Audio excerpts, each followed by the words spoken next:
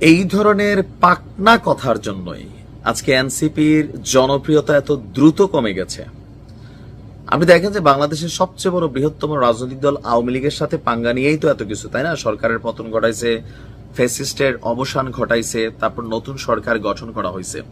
হওয়ার পরে যেই দলটা রাজনীতিতে দৌড়ে সবার আগে ক্ষমতায় যাওয়ার মানে সক্ষমতায় আছে বা দীর্ঘদিন যাবৎ তারা রাজপথে লড়াই করছে, তাদের নেতাকর্মীরা জেল কাটছে, এরপর থেকে এই দলটাই এনসিপির প্রধান টার্গেটে পরিণত হয়েছে।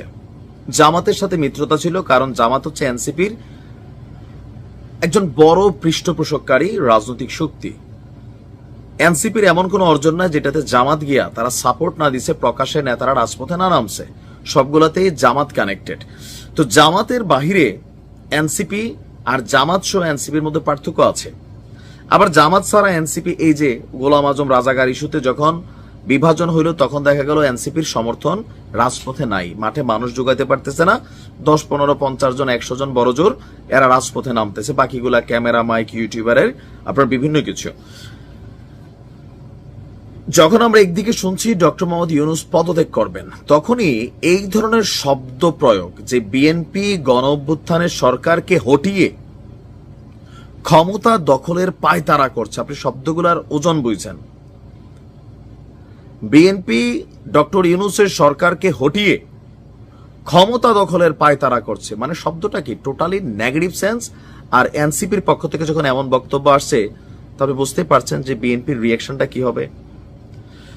তাদের বক্তব্য যে বিএনপির অভ্যন্তরে অন্তর্কোন্দল থাকায় দলটি জাতীয় সংসদ নির্বাচনের আগে স্থানীয় সরকার নির্বাচন চায় না। দলটি এই অভ্যুত্থানের সরকারকে হটিয়ে ক্ষমতা দখল করার পায়তারা করছে, এজন্য তারা জনদুর্ভোগ সৃষ্টি করছে। এমনটা করতে থাকলে জনগণই তাদের বিরুদ্ধে দাঁড়াবেন, দাঁড়াইলে আমরা দেখব। এই যে জনগণ শব্দটা, এনসিপির জনগণ কয়জন? যারা এনসিপির নেতাকর্মী তারাই। এখন কিন্তু আর নাই। ওই যে বন্যার সময় যে টাকা দিছিল জনগণ, এই টাকার হিসাব যখন দিতে পারে নাই, তখন কিন্তু আর এনসিপির পিছনে আমজনতা নাই। এটা আপনি বাস্তব। জামাতি জনতা আছে, তারপর ভাড়াটিয়া জনতা আছে, আর এনসিপির সমর্থনকারী বিভিন্ন উইংসের জনগণ আছে। এই দেশের জনগণ কোনো নিরপেক্ষ ক্যারেক্টার না, দলীয় ক্যারেক্টার। তো কারা তাদের বিরুদ্ধে দাঁড়াবেন? আমরা বলতে পারি এনসিপির জনগণ তাদের বিরুদ্ধে দাঁড়াবেন আসলে। আচ্ছা, গতকালকে রাজধানীর যাত্রাবাড়ি চৌরাস্তায় এক বিক্ষোভ সমাবেশে জাতীয় নাগরিক পার্টির নেতারা এই ধরনের কথাবার্তা বলছেন যে নির্বাচন কমিশন পুনর্গঠন, ভাই এটা তো এই সরকারের আমলে গঠিত হয়েছে। আচ্ছা, স্থানীয় সরকার নির্বাচনের দাবিতে ডক্টর ইউনূস পদত্যাগ করবে না কি করবে? আর স্থানীয় সরকার জাতীয় সংসদের আগে কেউ দিবে? আর এটা নিয়ে যদি বাড়াবাড়ি করে বিএনপি যদি রাস্তায় নামে, খুঁজে পাওয়া যাবে 2-4-10টা লাশ পড়ে যাবে একদিনে। যত আন্দোলন খালি কথায় কথায় ডাক দিয়ে তো এনসিপি করতেছে এখন।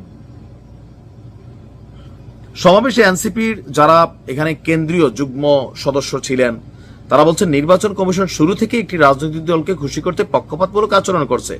তো রাজনৈতিক দল যে পক্ষপাতমূলক না, বা সরি নির্বাচন কমিশন, সেটা কিভাবে প্রমাণিত? মানে ইশরাককে মেয়র পদ না দিলে প্রমাণ হয়ে যেত যে প্রজ্ঞাপনটা তারা জারি করছে।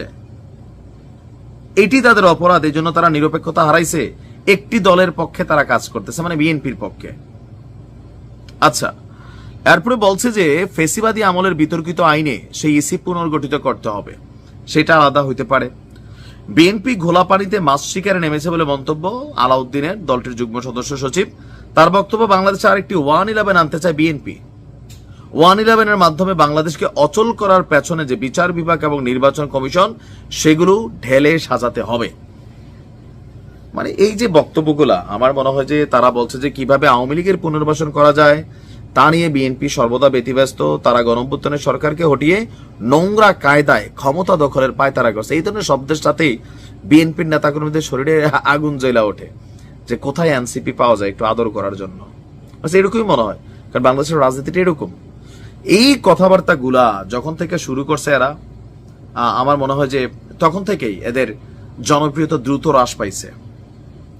5ই আগস্ট কখনোই আসতো না যদি বিএনপি পেছন থেকে ব্যাকআপ না দিত, আর জামাত মাস্টার প্ল্যান না করত, জীবনও সম্ভব হইতো না। এটাই বাস্তবতা।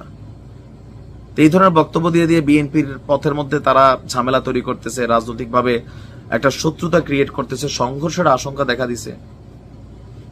দেখা যাক কি হয়। এই ধরনের কথা বিএনপি সম্পর্কে বলার আগে একটু ভাইবা চিন্তা বলা উচিত। বিএনপি ক্ষমতায় যেতে চায়, এটা সত্যি। 17 বছর ধরে তারা ক্ষমতা যাওয়ার জন্য অপেক্ষা করছে। এনসিপিও তো ক্ষমতায় যাইতে চায়। তারা কি মানে রাজনীতি করতে চায় আলাদা? এদের সবার টার্গেট ক্ষমতা। একটা ম্যাচিউর পলিটিক্যাল দল হোক, 2-4-10 বছর রাজনীতি করো, বিপরীত দলে থাকো, কয়েকজন এমপি হোক, না এইবারই তাদের একদম ক্ষমতায় যেতে হবে। আস্তারা বলছে না একদম সংসদের সামনে এই রাস্তা দিয়ে সোজা আমরা ঢুকা যাব, তো যাও না, ঢুকাটা এত সোজা কিনা।